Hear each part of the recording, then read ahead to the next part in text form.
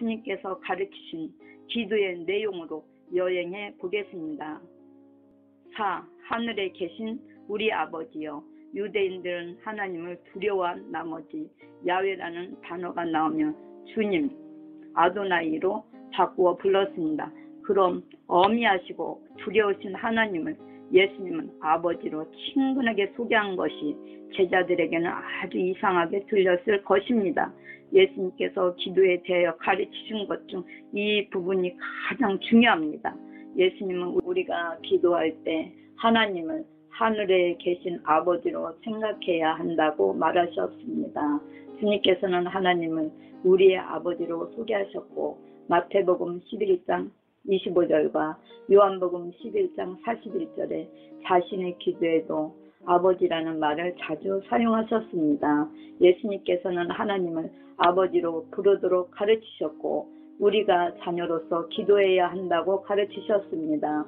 천지와 만물을 창조하시고 인간의 생명을 창조하신 절대 주권자 하나님께서 우리의 아버지가 되신다는 사실은 얼마나 놀라운 일입니까? 그러므로 우리는 이렇게 기도해야 합니다. 오 하나님 아버지, 주님께서 정말 저의 아버지가 되심을 감사합니다. 온 천지와 만물을 지으신 능력과 사랑의 하나님이 제 아버지가 되신다니 정말 감사합니다.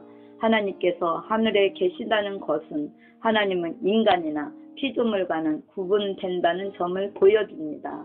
하나님은 절대자이시고 무한하시고 거룩하시고 영원하신 하나님으로서 모든 피조물에 대한 모든 주권을 가지고 있습니다.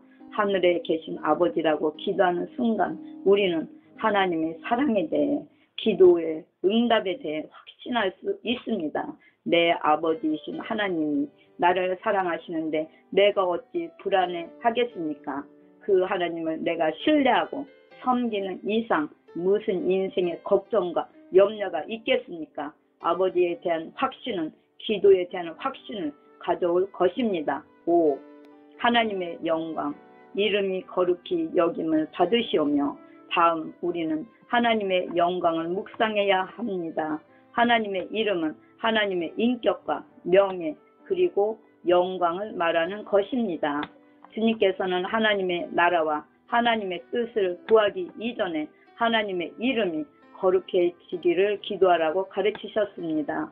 또 주님께서는 우리의 필요나 개인적인 요구 조건들, 즉 일용할 양식 이하를 기도하기 이전에 하나님의 이름과 영광을 위해 먼저 기도하라고 가르치셨습니다.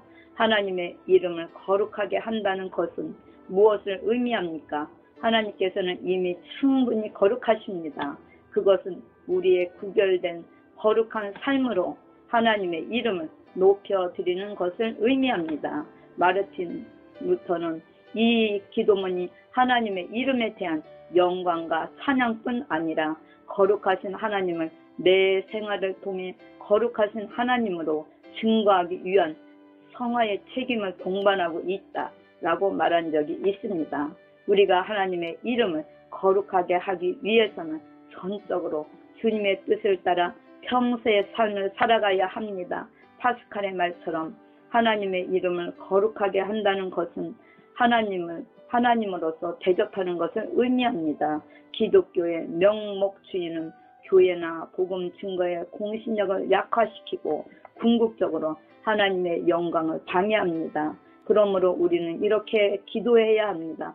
주님, 제 삶을 통해 주님의 이름을 높여드리지 못한 부분을 회개합니다. 저의 남은 인생이 참으로 주님의 영광을 드러내는 삶이 되게 하여 주시고 주님의 영광을 위한 불타는 열정으로 살게 하여 주시옵소서. 제가 이름만 그리스도인이 아니라 진정한 예수님의 제자가 되게 하여 주시옵소서. 6. 하나님의 나라가 임하옵시며. 하나님의 나라란 하나님의 통치권이 미치는 곳을 의미합니다. 하나님의 나라는 예수 그리스도를 통하여 이미 도래했으며 또 그리스도의 재림 때 완성될 것입니다.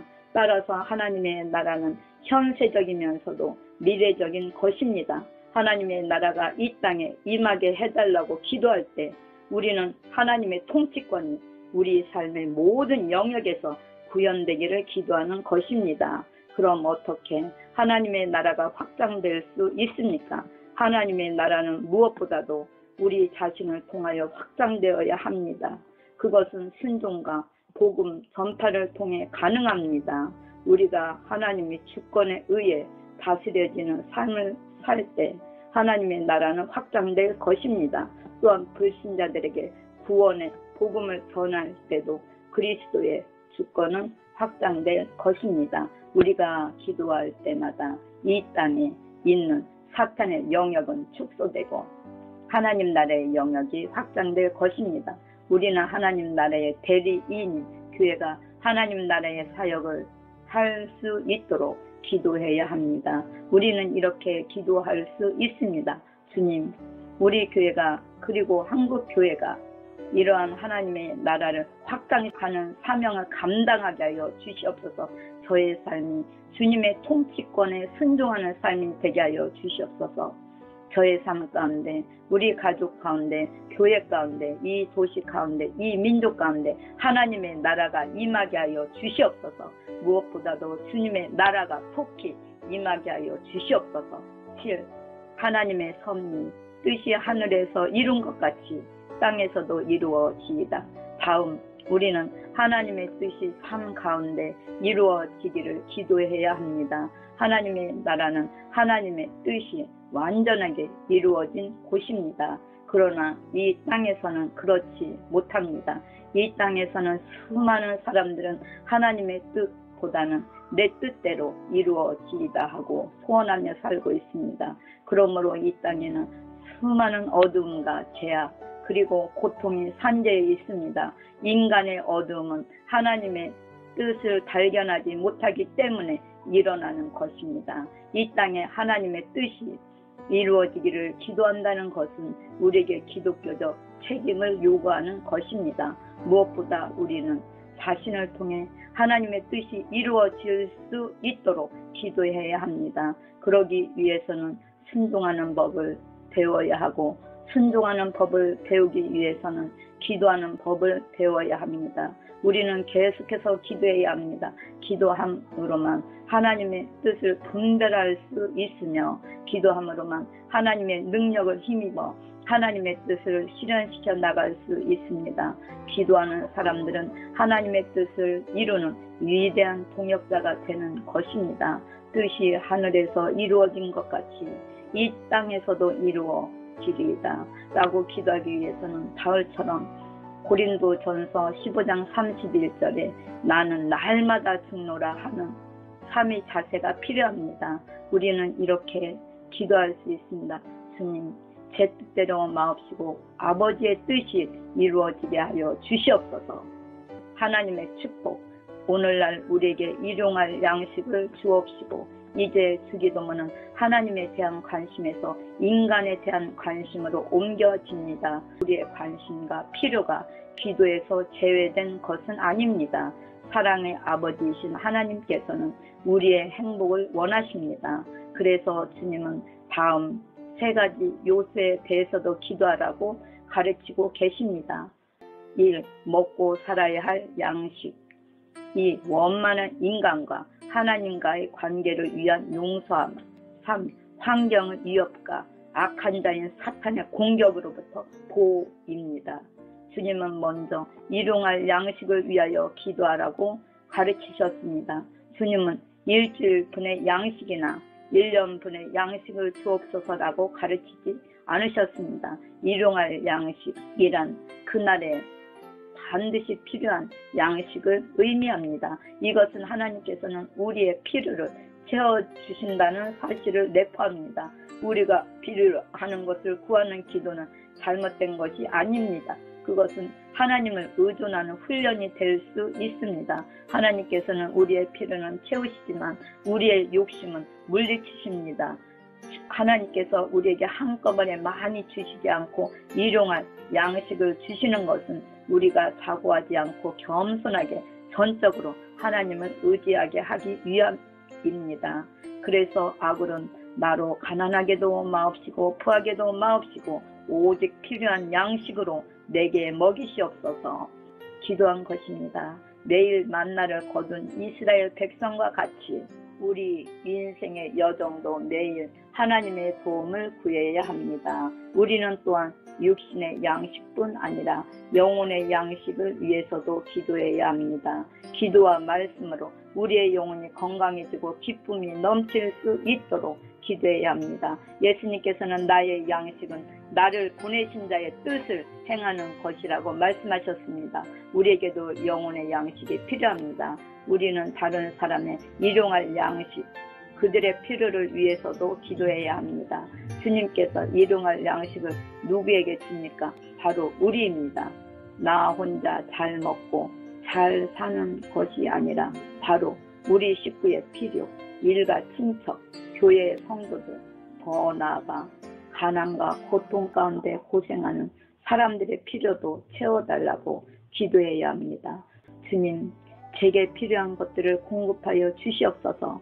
저를 먹이시고 입히시고 살아가게 하는 것은 바로 주님이십니다. 주님이 없이는 제가 아무것도 누릴 수 없습니다.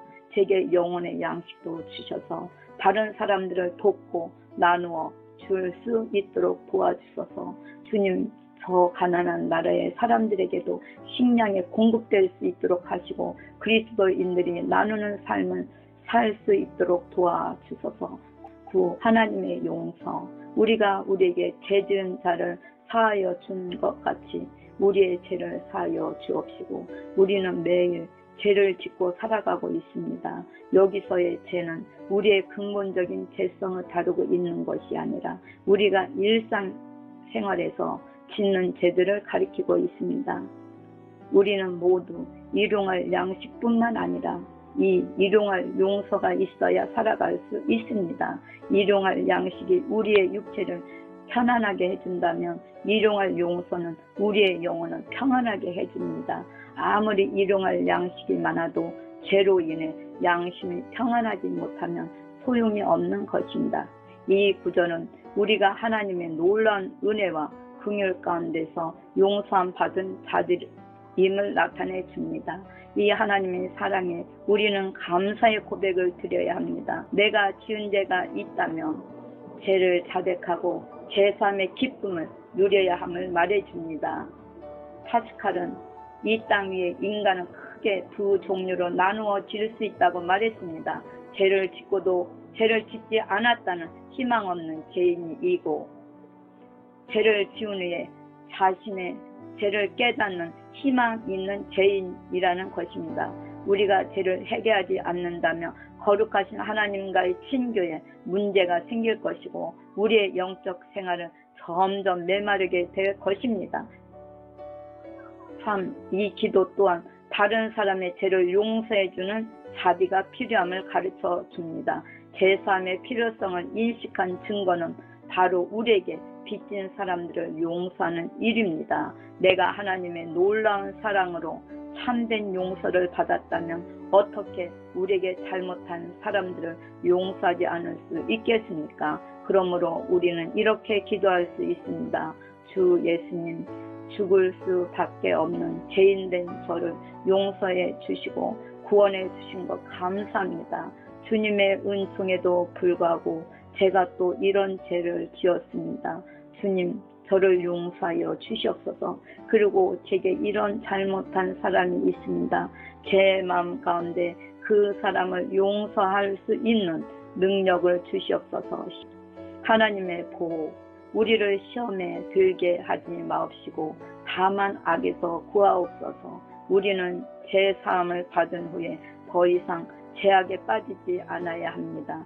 죄사함의 감격에만 젖어 악의 세력으로부터 자신을 성결하게 지키지 않는다면 또 다시 죄를 짓게 될 수도 있기 때문입니다. 따라서 죄사함 받은 성도들은 끊임없이 죄에 대한 경각심을 가지고 다가오는 시험과 악의 대결에 나가야 합니다. 보통 시험이라고 할 때 헬라어에는 두 가지 종류의 시험이 있습니다. 1. 주님께로부터 오는 시험으로 테스트로서의 시험입니다. 그것이 고난이든지 환난이든지 이 시험의 목적은 우리의 유익과 성장을 위한 것이므로 잘 극복하면 큰 유익이 있습니다. 그래서 야고보서 기자는 야고보서 1장 2절에 내 형제들아 너희가 여러 가지 시험을 만나거든 온전히 기쁘게 여기라고 말한 것입니다. 이 사탄의 타기적인 시험, 이는 유혹으로서의 시험입니다. 우리를 시험에 들게 마옵시고라는 주 기도문의 시험은 바로 사탄으로부터 오는 시험을 의미하는 것입니다. 이 시험의 주제는 악이라고 볼 수 있기 때문에 우리는 악에서 구하여 달라고 기도해야 합니다. 우리는 영원 깊숙이 불화살을 쏘는 사탄의 공격에 당하지 않도록 주님의 보호하심을 구해야 합니다. 우리는 이렇게 기도할 수 있습니다. 주님, 사탄의 시험과 올무에서 저를 붙들어 주시옵소서. 예수님의 피로 저를 덮어 주시옵소서. 오늘 하루도 제 머리끝부터 발끝까지 주님의 피로 발라주셔서 예수님 안에서 승리하는 하루가 되게 하여 주시옵소서. 마치는 말, 우리는 우리 자신이 과연 어떤 부분에서 부족한가 점검하면서 논문 기도를 드려야 할 것입니다. 인생의 성공은 어떤 업적이나 지위에 달려있는 것이 아니라 하나님과의 관계에 달려 있습니다. 우리의 삶에는 하나님만이 채워주실 수 있는 공간이 있습니다. 주기도문 기도를 통하여 우리는 하나님을 중심으로 삶의 궤도를 변화시켜야 합니다. 할렐루야. 주기도문은 어떤 주문처럼 생각해서는 안 됩니다. 주기도문의 의미를 곰곰이 묵상하며 자신에게 적용하는 기도를 드려야 합니다. 주기도문은 우리의 필요와 축복을 하나님께 요구하기 이전에 하나님의 영광과 뜻에 우리 자신을 맞추어야 하는 우선순위를 가지고 있습니다. 그러므로 주기도문을 드리면서 자신이 하나님 보시기에 합당한가 점검할 필요가 있습니다. 사랑하는 성도님들, 주기도문은 예수님께서 직접 가르쳐 주신 기도입니다. 따라서 그 어느 기도보다도 강력한 효과를 가지고 있습니다. 주기도문을 잘하게 되면 무엇보다도 위대한 기도의 사람이 될 수 있습니다. 기도의 사람이 된다는 것은 하나님의 뜻에 맞추어서 살려고 하는 사람이 된다는 의미입니다. 또 무슨 기도를 해야 할지 잘 모르거나 망설일 때 주기도문은 가장 효과적인 대안이 될 수 있습니다. 그것은 가장 위대한 기도의 교본이 되기 때문입니다. 주기도문 기도를 통해 지속적인 기도의 삶을 힘있게 살아나가시기를 기도합니다.